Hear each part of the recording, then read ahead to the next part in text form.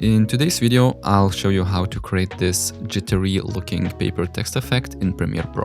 Alright, so as you can see, I already have my text ready. You can use any font, but I would recommend using a thicker one like Monster Red Black or something similar.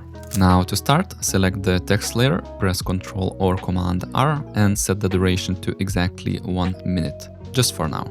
Next, add the turbulent displace effect and then the posterize time effect. Just make sure to apply them in the same order as me. For the posterize time effect, I like to set the frame rate to 5, but you can experiment with 4 or 6 to see what works best for you. And as for the turbulent displace, set the amount to 10 and size to around 30.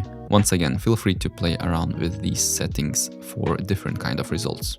After that, expand the evolution options and add a keyframe of 0 at the very beginning and another one of 360 at the very end. I did some calculations and this combination seems to work best for me. Now we can shorten our text layer, and as a final touch, I'll add a paper texture overlay, which is, by the way, completely free. I will leave the link in the description.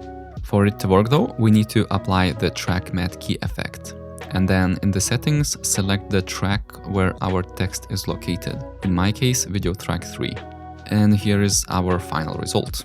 I honestly think it looks really good.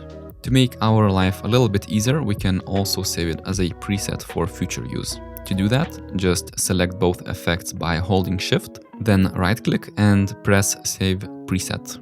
Give it a name and make sure to check Anchor to Endpoint so that it works properly. Now you are gonna be able to simply drag and drop the preset on top of any text layer and instantly get the same effect. If you would like more presets like this one, I have a Premiere Pro Essential Presets pack linked in the description. It's full of very high quality presets, so feel free to check it out. Anyways, thank you for watching and hopefully I'll see you in the next video. Bye!